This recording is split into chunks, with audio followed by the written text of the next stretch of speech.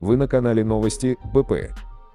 Организация «Арбидел» подала в суд на нескольких активистов, обвинив их в распространении информации, порочащей честь и достоинство бывшего президента Казахстана Нурсултана Назарбаева и его ставленника нынешнего президента Касым-Жомарта Токаева.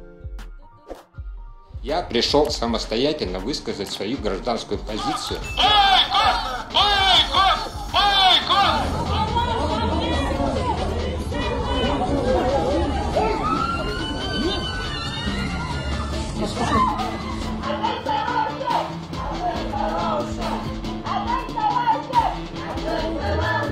Билеттің істеп отырған әңгімесі мына қазақтың балалары осында әке-шешелерің бар сендердің бізбен жасты өмір бойы бір 50-60 мыңға жұмыс істеген сөйте тұра сендер кімге қызмет қылватсыңдар ұятсыздар